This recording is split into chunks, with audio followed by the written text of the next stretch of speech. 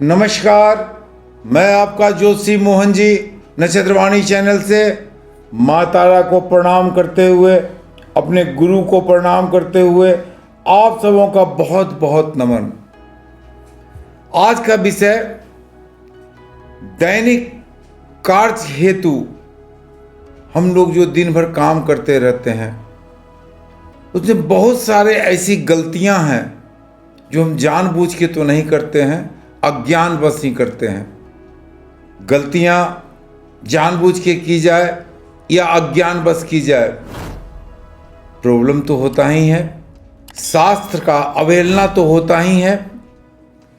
तो आज मैं आपको 18 ऐसे पॉइंट बताऊंगा जो दैनिक जीवन में हम लोग करते रहते हैं और इसका खामियाजा हमें भुगतना होता है। तो ये 18 पॉइंट आप अच्छी तरह नोट कर लें, जहां तक संभव हो इससे दूर रहें। तो चलिए शुरू करते हैं।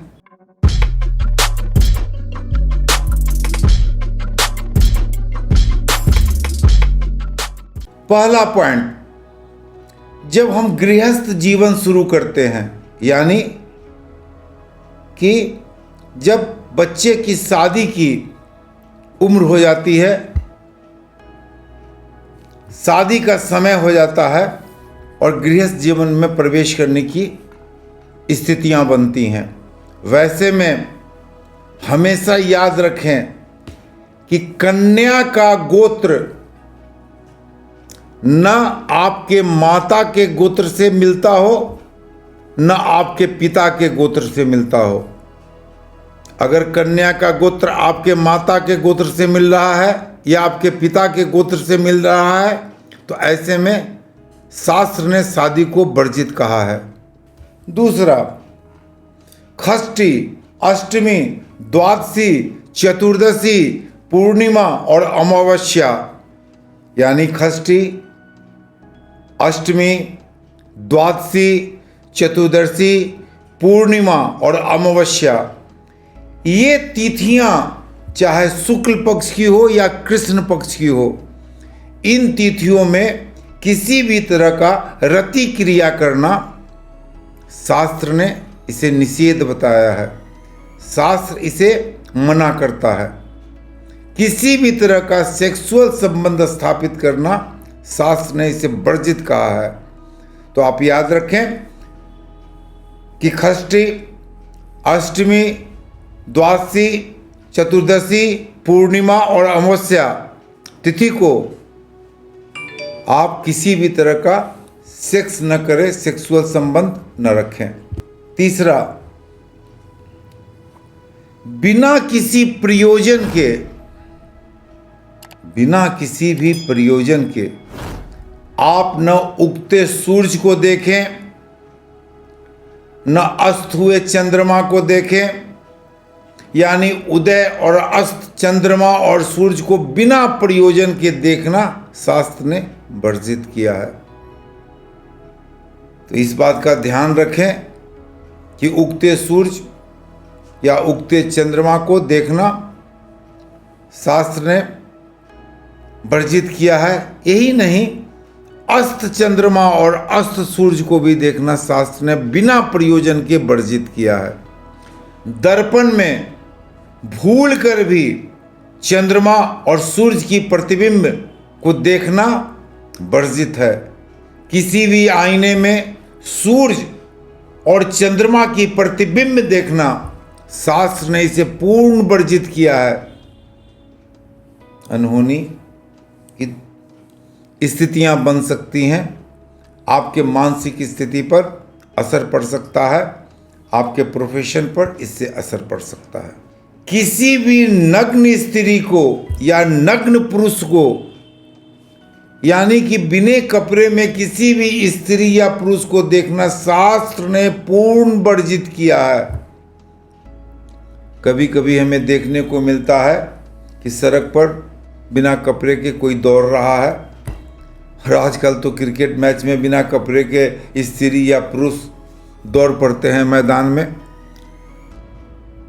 विदेशों में तो संस्कार की बहुत ज़्यादा कमियां हो गई हैं और इंडिया से लोग संस्कार को अब इंपोर्ट कर रहे हैं।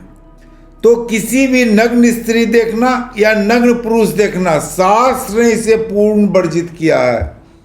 आप भूल कर भी किसी भी नग्न स्त्री या पुरुष को न देखें।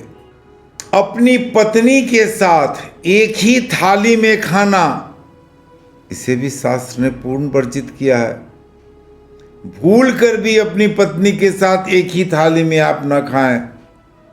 पत्नी को अगर आपकी थाली में खाना है तो आपके द्वारा खाए भोजन जो आप छोड़ रहे हैं या उसी थाली में पत्नी अपना भोजन लेके खाएं, तो ऐसे में पति की उम्र बहुत लंबी होती है।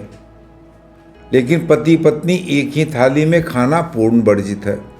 7वां पॉइंट, जल में अपना प्रतिबिंब देखना, अपना रूप देखना, शास्त्र ने इसको पूर्ण वर्जित किया है। ऐसे व्यक्तियों का मानसिक स्तर, मानसिक चेतना विकृत हो सकती है। किसी भी जल में अपना रूप आप न देखें, इसे शास्त्र ने पूर्ण वर्जित किया है।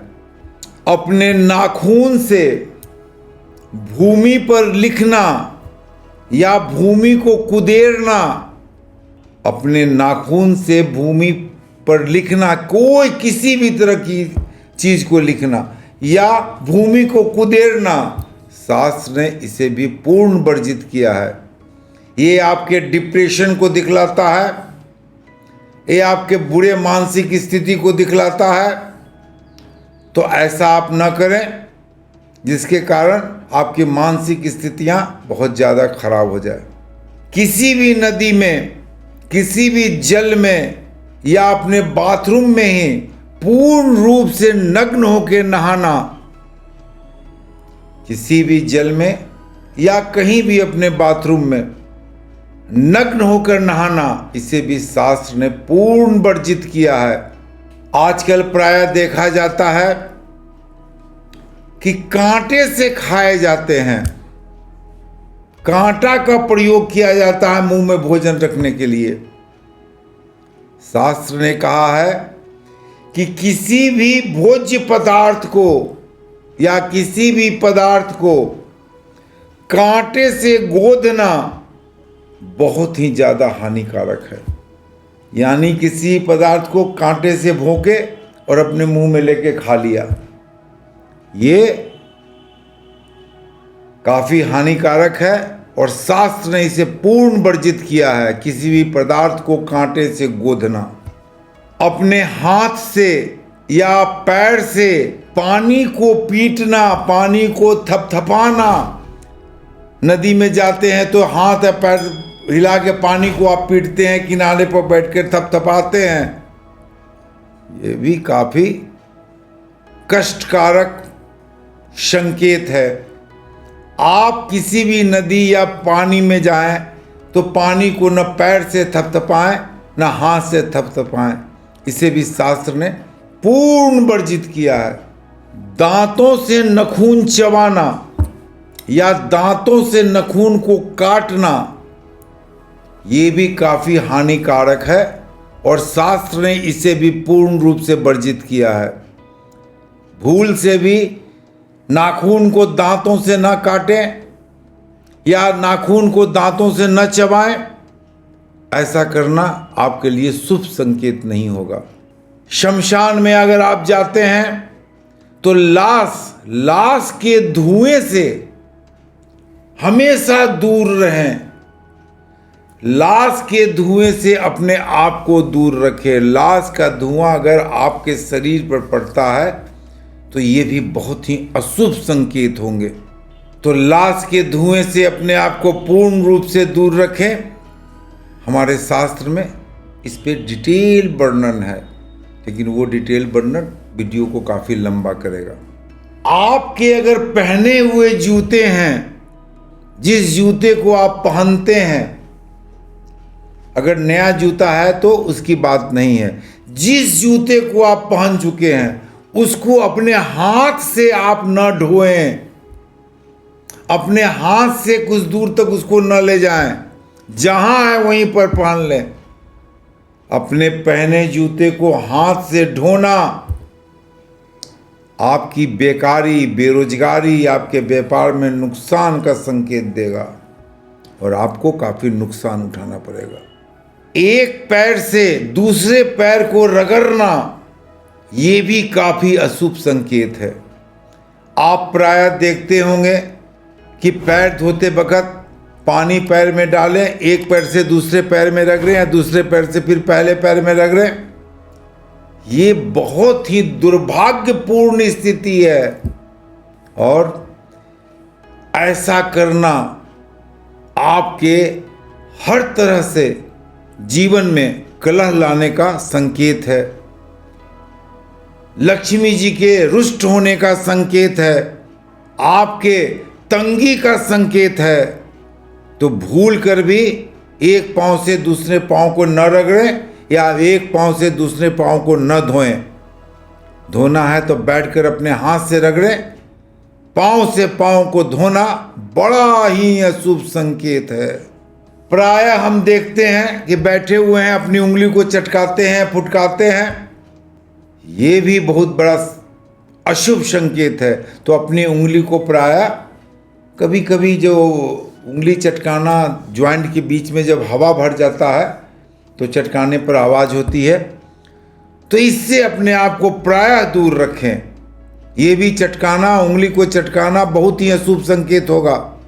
पीपल के वृक्ष को काटना ये भी बहुत ही अशुभ संकेत है। भूल कर भी पीपल के वृक्ष को न काटे।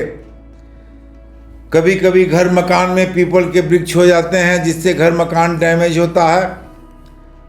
उस वृक्ष को वहाँ से हटाना है, काटना है तो उस वृक्ष को हटाना है तो भगवत गीता का या भगवान विष्णु का वहाँ पर कथा कराएं, पाठ कराएं और उसे दूसरे जगह पर जंगल में ले जाकर, वीराने में ले जाकर शिफ्ट करें। अगर काटते हैं तो आपके जीवन में अनेक तरह की परेशानियों का सामना आपको करना पड़ सकता है। भूल कर भी किसी नदी में, तालाब में यानी जल में मल मूत्र न करें।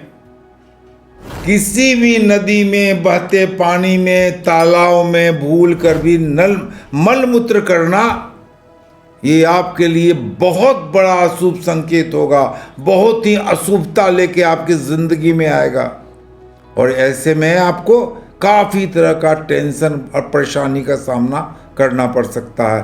तो किसी भी जल में या नदी में भूल कर भी मूत्र न करें, मल त्याग न करें। रात्रि में तिल, दही का प्रयोग, दूध का प्रयोग करना पूर्ण वर्जित रखें। पूर्ण वर्जित। रात्रि में तिल का प्रयोग करना, दही का प्रयोग करना पूर्ण वर्जित रखें। तिल में उजला तिल का प्रयोग रात्रि में आप सोमवार और शुक्रवार के दिन कर सकते हैं। जाड़े के दिन में तिलकुट का बहुत ज़्यादा परंपराएं हैं हमारे